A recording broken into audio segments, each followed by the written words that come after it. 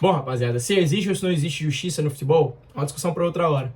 Só que ontem ela existiu e o futebol ele foi 100% justo ao entregar a taça da Copa do Brasil para o São Paulo. Engloba tudo que há de merecimento dentro do futebol, que vai muito além. O futebol vai muito além das 4 linhas, do 11 contra 11 dos jogadores. Ali é um reflexo de tudo que acontece internamente dentro do clube, ou pelo menos deveria ser assim. Como você gera as pessoas, como você gera os jogadores, como é o ambiente interno. Tudo que acontece ali acaba sendo levado num contexto geral e tendo reflexo dentro do campo. Ou pelo menos deveria ser assim.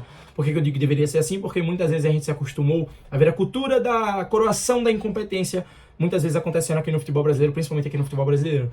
Porque a gente via clubes sendo mal geridos, jogadores sendo mal gestionados, as ideias dos treinadores sendo mal passadas, o elenco não... Sim, tudo sendo ruim internamente. E aí não sabe-se de onde sai um resultado positivo para aquela equipe, ninguém sabe de onde aconteceu, mas a magia do futebol é essa. O futebol é tão democrático ao ponto de dar resultados, de dar títulos, vitórias emblemáticas, viradas, coroações aos que menos merecem, digamos assim. E aí acaba maquiando tudo que vai sendo mal feito dentro do clube. E aí a gente vê isso acontecendo muitas vezes no futebol brasileiro. Quantos casos a gente não pode citar aqui, né? Do próprio Flamengo, do Vasco, Cruzeiro, Botafogo, Corinthians. A gente vai lembrar de inúmeros clubes que a gente não sabe o que aconteceu, mas aí uma hora a conta chega. E quando a conta chega, você passa muito mais tempo pagando aquela conta do que você passou comemorando aquele título, aquela vitória, aquele acontecimento que você não tinha tanto merecimento assim. E aí eu digo e vou repetir aqui que se o Flamengo fosse campeão da Copa do Brasil ontem, seria a coroação da incompetência. E o futebol ele foi justo, ao menos uma vez, ou então das poucas vezes em que ele foi justo. Ontem ele foi justo, escolheu o São Paulo com justiça.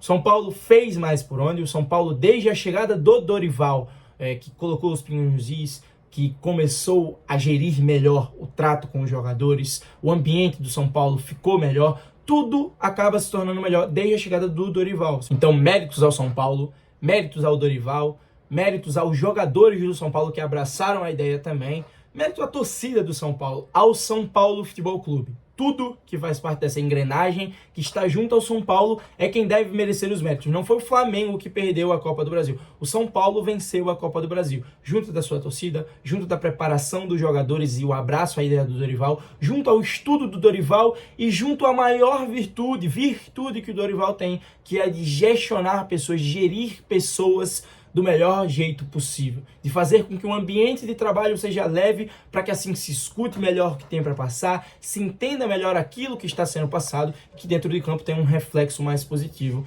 ainda que tenha uma oscilação ou outra, até porque isso é futebol. Falando um pouquinho agora aqui do jogo, do segundo jogo, o jogo do Morumbi, o Flamengo foi melhor. O Flamengo foi melhor. Num primeiro tempo, o que ficou desenhado foi uma melhora do Flamengo, superioridade do Flamengo, e o São Paulo buscando equilibrar. Aí o Flamengo torna a ser melhor, o São Paulo tenta equilibrar. Mas em nenhum momento da primeira etapa, o São Paulo desenha uma superioridade tricolor. Em nenhum momento da primeira etapa. Foi equilíbrio, Flamengo melhor. Equilíbrio, Flamengo melhor. Então, se no final do primeiro tempo tivesse saído o Flamengo vitorioso, assim como estava caminhando para ser, seria justo, teria justiça. Só que o São Paulo ele busca um gol que eu chamo de o gol do mental. O gol para salvar mentalmente o clube e para afundar mentalmente o Flamengo. Porque é um gol que é no final do primeiro tempo, também, assim como o gol do Flamengo, só que é um gol pouco tempo depois do gol de abertura do placar do Flamengo, e o Flamengo faz o gol, e na cabeça da torcida do Flamengo, na cabeça dos jogadores, na cabeça do treinador, de todo mundo o Flamengo estava melhor, conseguiu converter esse volume de jogo em resultado, em vitória, tá tudo igual agora na agregada e a gente tá levando uma vitória pro intervalo, cara. O segundo tempo é nosso. O São Paulo vai ter que se expor mais, porque a torcida vai pegar no pé, vai tentar e vai ter até mais brechas pro Flamengo tentar sair num contra-ataque, conseguir numa aceleração, numa abertura de espaço do São Paulo, conseguir virar esse jogo e quem sabe não precisar nem dos pênaltis. Só que aí o São Paulo consegue aquele gol e é um gol que dá um banho de água fria no Flamengo e anima o Morumbi mais uma vez, que anima os jogadores, que anima o treinador e que mostra que o São Paulo tá vivo, o dono do Morumbi sou eu, quem vai levar vantagem sou eu, 1-1 é meu, o resultado é meu, quem vai ter que vir para cima é o Flamengo, quem tem que ter obrigatoriedade e responsabilidade nessa decisão é o Flamengo. O segundo tempo se desenhou da maneira que todo mundo esperava, né? O Flamengo era quem tinha a obrigação de sair, de tentar, de se expor, por isso tomou conta, por isso que o Flamengo toma conta, porque era obrigatório, se não tomasse conta era o fim do mundo, né? O time precisa do resultado, o time precisa fazer um gol, o time precisa buscar, não vai tentar mais, não vai se expor mais, não vai se lançar mais ao ataque. Era óbvio que era isso que ia acontecer, o São Paulo estava até confortável. Adota uma estratégia que eu acho perigosa, Eu acho que sofre riscos até demais para uma vantagem que não é tão grande, uma vantagem que é mínima. Só que ainda assim o São Paulo teve oportunidades em contra-ataques, teve oportunidades tendo o Flamengo mais exposto. O São Paulo tentou jogar nesse erro, mudou mais uma vez a sua estratégia. Estratégia válida. O futebol ele não tem receita de bolo. Você tem que seguir isso aqui para você vencer, você tem que fazer isso aqui para ser campeão. Não tem receita de bolo não. O São Paulo foi mais camaleônico, foi se adaptando, foi tendo mais versatilidade, foi tendo mais variações. E funcionou. O São Paulo foi campeão com todos os méritos e justiça. O Flamengo no segundo tempo, mais uma vez, parecia o Flamengo do segundo tempo do Maracanã. Era um Flamengo que se lançava ao ataque, que tinha oportunidades, mas parecia que essas oportunidades elas saíam do acaso. Elas saíam das individualidades dos jogadores. Que o Flamengo, de maneira coordenada, treinada, não sabia o que fazer com a bola. E esse é um resumo do trabalho do São Paulo.